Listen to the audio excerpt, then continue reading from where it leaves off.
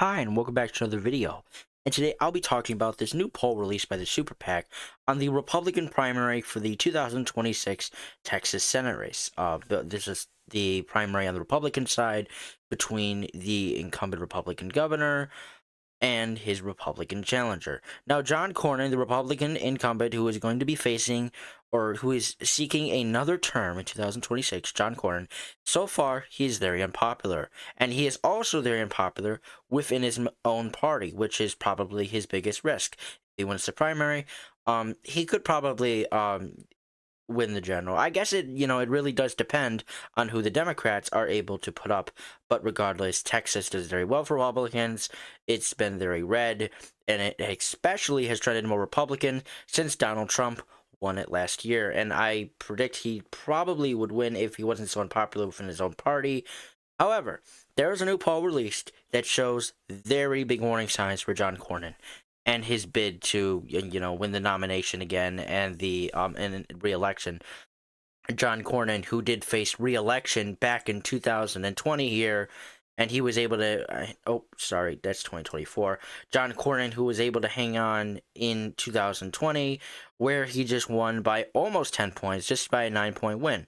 And despite 2020 being a very good year for the Democrats, Cornyn actually had a much better performance than Donald Trump did in 2020. As you can see here, if we go to 2020,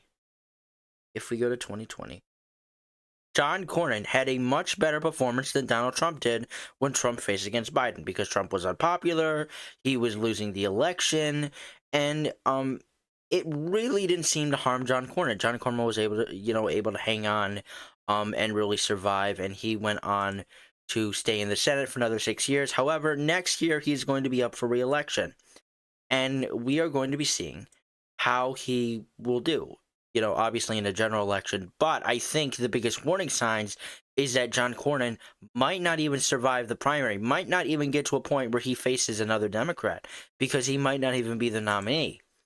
This new poll shows, where is it?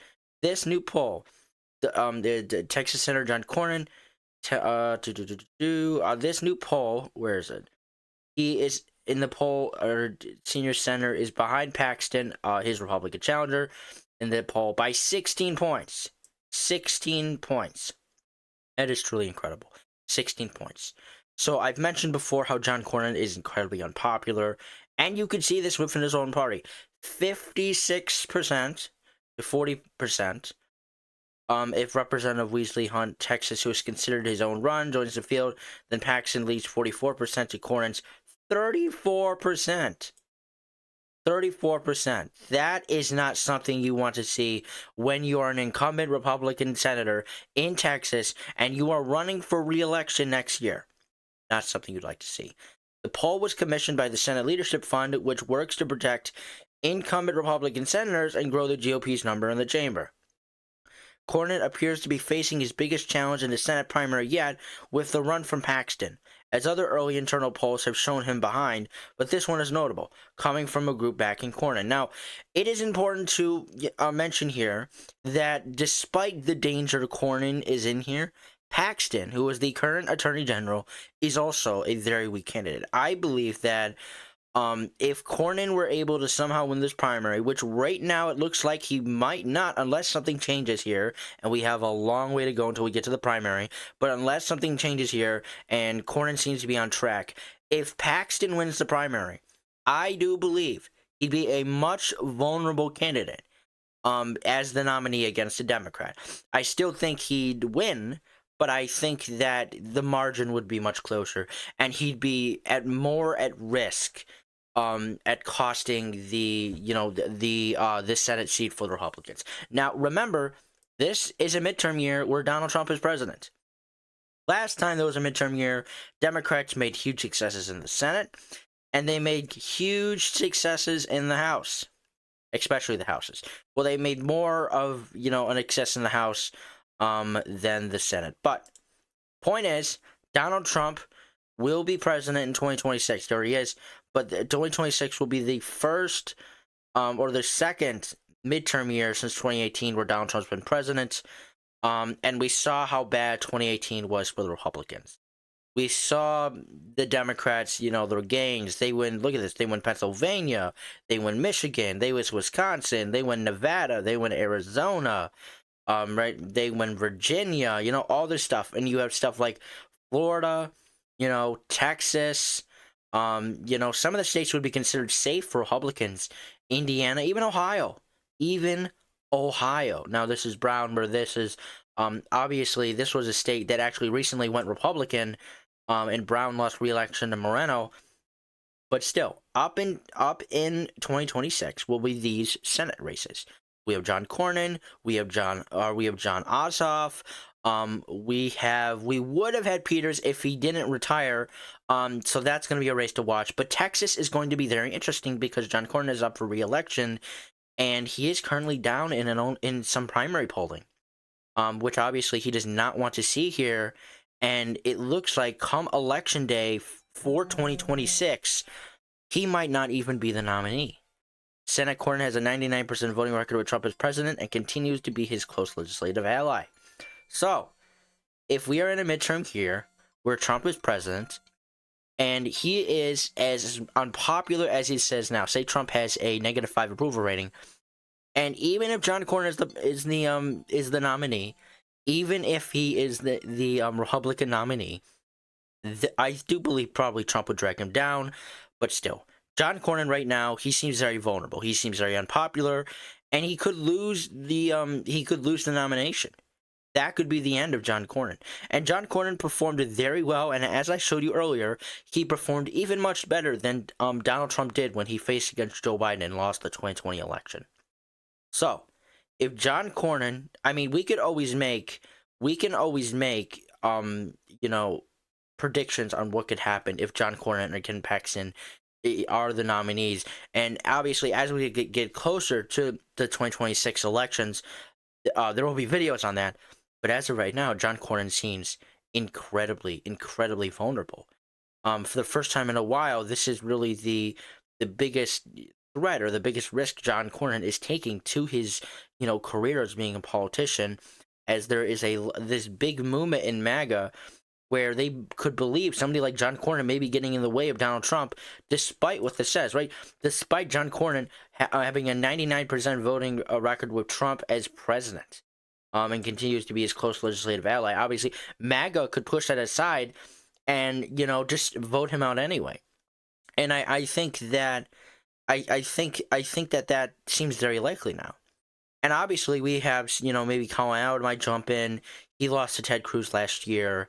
There's a lot of opportunities. There's a lot of candidates that can jump in. So as of right now, on the Republican side, right, we have John Cornyn, incumbent U.S. Senator, Ken Paxton, the Attorney General, and Tony Schmoker, who is a veteran. Expressed interest would be Wesley Hunt. Potential would be Ronnie Jackson. And of course, we even have the endorsements, right? We have the endorsements, who is, John Thune, U.S. Senator, Tim Scott, U.S. Senator, Rick Scott, U.S. Senator, Bill Hagee, U.S. Senator, right? These are all endorsements for Cornyn, which would make sense because these are all Republican senators and they're going to back their colleague. Now, we also have some endorsements for Ken Paxton, who is Cornyn's Republican challenger, and as of right now, seems to be having the momentum on to win. We have, U.S. representatives backing him like Lance Golden, Troy Nehls, even some state legislators and some other individuals.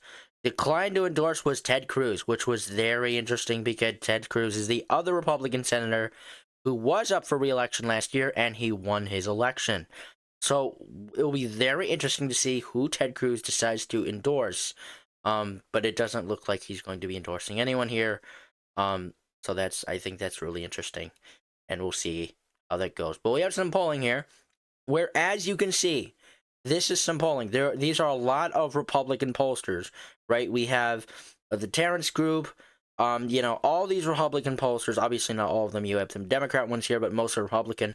John Cornyn does not lead a single one. Now, we do have the undecided here that have been at large margins here, which even are bigger than John Cornyn's, share of this poll here.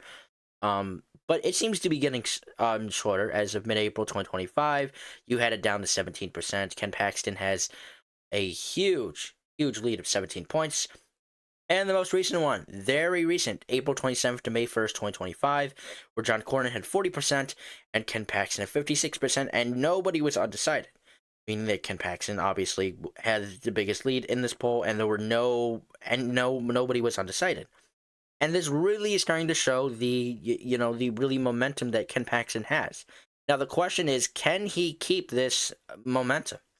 And he keep it? And I guess we will see. But if he loses it, I'll be making videos on it, and it will be very interesting to see which way the MAGA movement really decides to go. If they want to stay with Ken Paxton because that's look like where they're headed, or if they decide to jump ship and they go back to John Cornyn. I really don't think there's going to be any change here, but if there is, I would not be surprised, and I'd make a video on it now. Now, for the Democratic primary, there really isn't really much to talk about here because we only have one declared candidate, and there really isn't much going on in the Senate race for the Democrat side because, right, the Democrats are always in opposition in Texas. So we have Mike Swanson. He's a former UN flight attendant currently working in the restaurant industry. So really not much to know here. But we have big names who are expressing interest, like Colin Elrod, who ran against Ted Cruz last year, and Beto O'Rourke, who also ran against Ted Cruz in 2018 here, if we go back, who almost narrowly beat Cruz. It was really close. But Ted Cruz was able to squeak out a win in 2018 by just 2 points, and this was, obviously when Trump was president, and Democrats came out and voting in mass droves here. And 2024, obviously, it didn't go the way the Democrats wanted to, and Cruz was able to expand or overperform his margin by just 6 points. It was a 6-point shift to the right, and obviously wasn't something Democrats wanted to see, as, obviously, as the other Senate races are kind of telling here. But yeah, there really isn't much to say on this Texas Senate race on the Democratic side, other than we have some big names here. Colin Elrod, who lost to Ted Cruz in 2024, and Beto O'Rourke, who also lost to Ted Cruz in 2018. Both are possibly considering a run for this Texas Senate race, both who probably, I think, would lose it. I don't think that Democrats are going to be flipping the Texas Senate, any Texas Senate seats anytime soon.